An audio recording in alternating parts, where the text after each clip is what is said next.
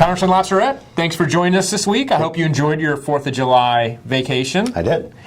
So we got some good news to start off with. Right. Over the last few months, the Republican Party has been trying to find the host city for the 2016 Republican National Convention. Yep. And this week they announced it had come down to Dallas and Cleveland, and this week they announced Cleveland was the winner. Yeah. Talk to us about how great that is. Well, I'll tell you, being from Cleveland and our law firm being headquartered in Cleveland, it's just really going to be a great thing for the city of Cleveland. I think it's going to be a great thing for the Republican Party. And I give the party a lot of credit for sort of the logical choice, I think, would be to go to a Dallas, deep red state, and so forth and so on. But if you look at Cuyahoga County, and this was one of the selling points by the team that really did a great job in Cleveland in selling this, is it's either 13 or 15%, but if 13 or 15% of the vote total in the 2012 presidential election had flipped, just in Cuyahoga County, from President Obama to Governor Romney would be the President of the United States. And so from that standpoint, I think you go to places where people may not be inclined to think that, you're their cup of tea. So I think it's going to be a great venue. I think Cleveland already has done a great job. Former publisher of the Plain Dealer, Terry Egger, led the effort with a whole lot of other people. And I think it's going to be great for the economy. It's going to pump a lot of money into the economy. And I think people who, growing up in Cleveland, you got to have thick skin, because when I was growing up, we called it the best location in the nation. And then, the Cuyahoga River caught on fire and some other things happened. The city went bankrupt. And now a lot of people call it the mistake on the lake. And, here the sort of wags would say, well, yeah, but who would want to go to Cleveland? And I think it's going to put Cleveland in a good light. I think Cleveland will perform well, and I think a lot of people are going to leave that experience saying, Cleveland's a pretty good place to do business if you're a Republican or a Democrat. And if you sort of couple that with, we're all breathlessly also awaiting whether LeBron James comes back to Cleveland. And if you take LeBron James, Johnny Football Manziel, and the Republican convention, it's been a pretty good swing here for the city. That's no Pittsburgh, but I mean, I give it. You're on a good run here. By the way, I wanted to mention, no Republican has won the White House since 1860 without carrying the state of Ohio. I got to believe that played some role in the decision here. Well, absolutely. The chairman of the RNC, Reince Priebus, said, "As goes Ohio, so goes the presidency," and that's exactly right. And it was interesting. I sat in during one of the pitches here in Washington where the Cleveland team came in, and they made the point that the last time that the convention was held in Cleveland, I think it was 1924, the Republican won. So, there you go. The streak continues. That's right. Well, it's not just political news this week. We also have some policy news. We've talked a lot about the Highway Trust Fund over the last couple of months and the looming bankruptcy of the Highway Trust Fund. We're finally starting to see some things start moving and shaking on both the House and the Senate side. Give us the latest update on that. Well, the good news for the Highway Trust Fund is it's not good permanent news, but it's good news to get out of the bankruptcy that was looming to have occurred in August. And, if the Congress hadn't solved this problem, basically road projects all across the country would come to a screeching halt. People would lose their jobs, and a lot of people would be idled, and it would have been a horrible thing. So both the House and the Senate have come up with a package of about $10 billion, an infusion. It's a transfer, in both cases, of money from the general fund together with something affectionately called LUST, which is the Leaking Underground Storage Tank Fund. And we have the best acronyms here in D.C. So borrowing from the general fund, taking $1 billion from the LUST fund, and a couple other cats and dogs in the short term, get you the $10 billion. There's a couple differences. The good thing here is a couple differences between what the House is talking about and what the Senate is talking about, but they're not huge.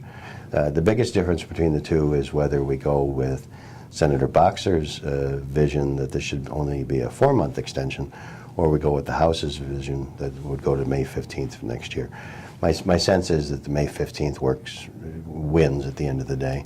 But it still leaves outstanding. And so what it now has done, or will do when this is accomplished next week, it'll give everybody some breathing room. And the question is going to be whether they take advantage of the breathing room and say, okay, now we really got to fix this Highway Trust Fund, on a permanent basis by coming up with something, raising the gas tax or vehicle miles traveled or whatever it is, or do they say, oh, crisis is over and now we can just sort of relax and not worry about it anymore? So the end of this year, after the election, and the beginning of next year is going to be a pretty hot topic for folks interested in transportation. And hasn't that really been like the kind of the fault line here between the House and the Senate is Democrats are concerned that they're going to lose control of the Senate and that the House version pushes this off until next year, which would allow a Republican House and Republican Senate to come up with something more long-term. Democrats, their 4-month fix gets them past the election, but leaves the window open that something could be done in a lame duck where no matter what happens, Democrats are still in control of the Senate. Yeah, no, you're exactly right. And so that's where most of the chatter will be next week, over 4 months versus till next May. My sense is that at the end of the day, the House will roll the Senate and this will be done until next May. Well, we'll move from some kind of good news on the Highway Trust Fund to something that's really kind of blown up over the last couple of weeks. We've talked a lot about immigration over the last year and a half.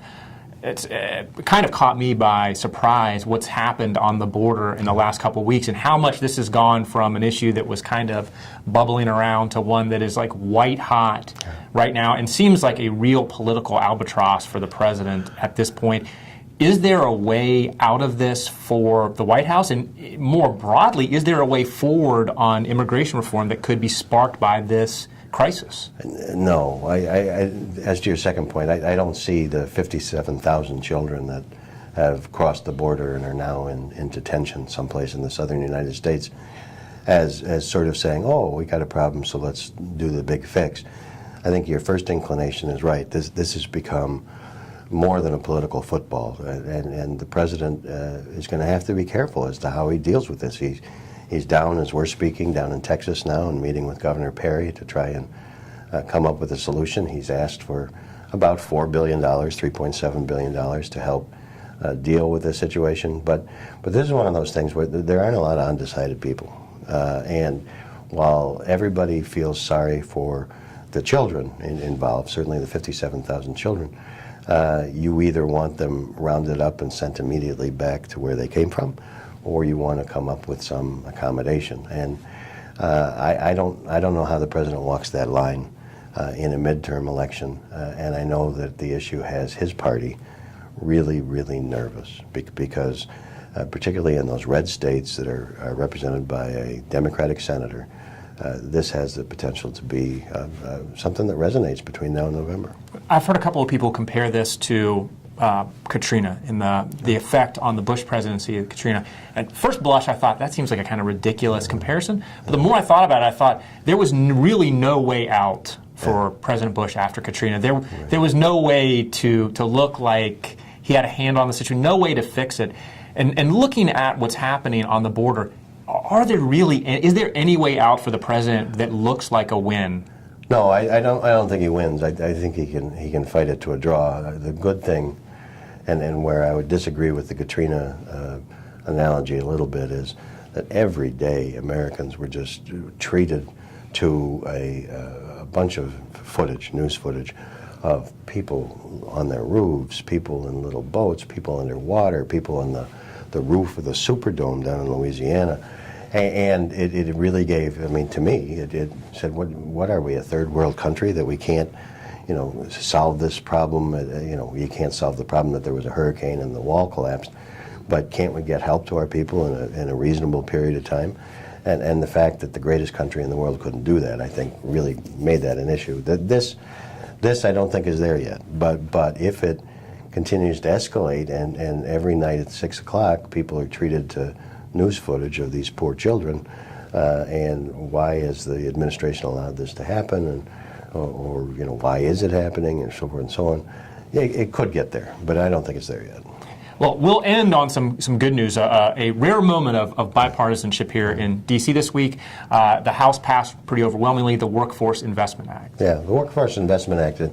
This has actually been an untold story in that it's an important piece of legislation because it has a lot of the worker training and tax incentives to help people, employers, get new employees, and it helps employees become employees.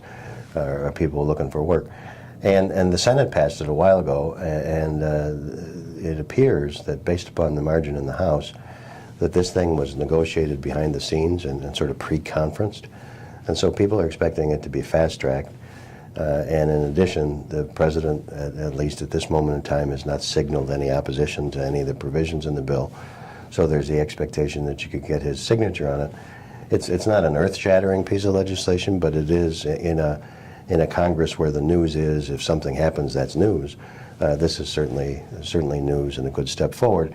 And it's a welcome piece of news, because you and I have talked about the appropriations process, how it was coming, going. It appears now that even though the House will continue to mark up bills and bring them to the floor and so forth and so on, that the Senate has reached the conclusion they're not going to do anything on the appropriations process between now and the election, because they, just by way of example, if they did the energy and water bill, the Republicans very much want to talk about the Keystone Pipeline. Democrats in red states don't want to talk about the Keystone Pipeline. And likewise, there are issues that the Democrats want to talk about that the Republicans don't want to have anything to do with going into this election. So the Workforce Investment Act is a good win for a Congress that hasn't had a lot of wins. Well, we'll end on that high note, and hopefully for you next week, we'll be celebrating LeBron James's return to Cleveland. Boy, I hope so. If not, we will never mention this again. No, we'll never talk about him again. All right. Once again, thanks for joining us this week. Thanks, Chris.